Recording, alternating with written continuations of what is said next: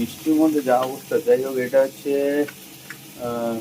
গন্ধরাজ chicken ready হচ্ছে, এখানেও তৈরি হচ্ছে। দেখা যাক পরে কি অবস্থায় প্রোডাকশন তৈরি হয়। তবে মেরিনেটটা কিন্তু হেভি হয়েছে।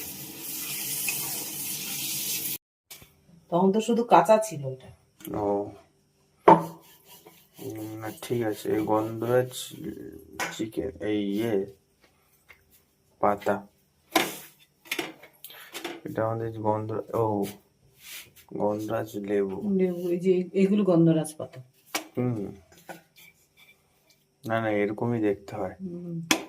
ঠিক আছে, এরপর খাওয়া যাবে। একটু টেস্ট করে দেখ। ঠিক আছে।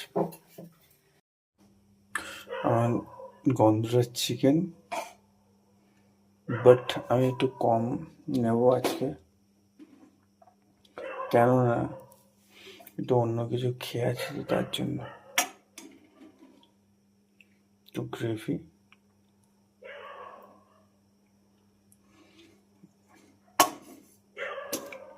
এটা দিয়ে আজকে সাবার করবো, পরে দেখছি কি করা যায়। রুটি আছে, রুটি এটাই আমার অস্থির খাবার হয়ে যাবে। Thank you. এরপরে আমরা কি হোমমেড বানাবো, এটা একটু কালকেও খাবো।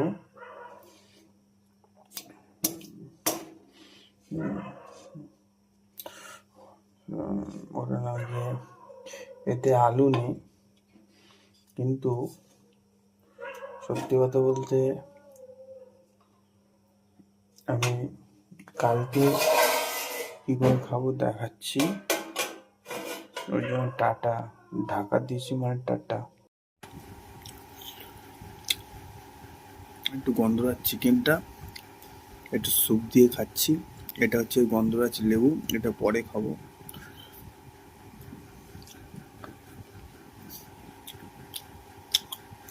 ও ফাটাফাটি। ব্যাপারটা হচ্ছে গন্ধরাজ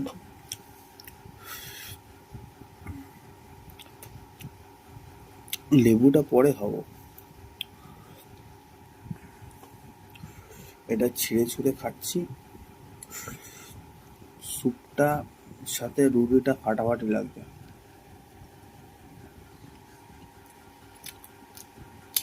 আমি এই প্রথম গন্ধরাজ চিকেন খেলাম।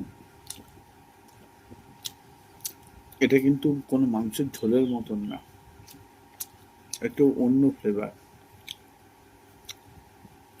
আমি বলতে পারবো না ফ্লেভারটা কিরকম, আরও 5 দিন খেতে হবে, তারপর আমি এটা বলতে পারবো। বাট এটা আমার কাছে দুর্ধর্ষ লাগে।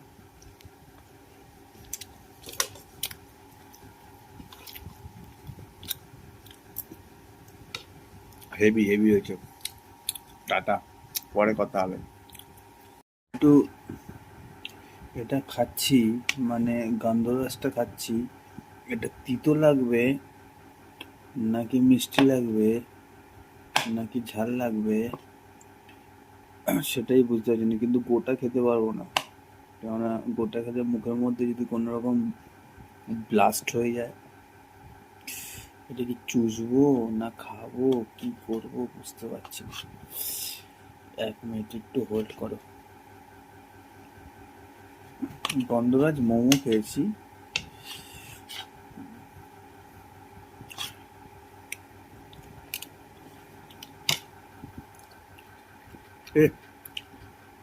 পুরো গন্ধরাজের মতন খেতে, কোনো তিতো নেই, কিছু নেই, ফাটাফাটি, কোনো অসুবিধা নেই।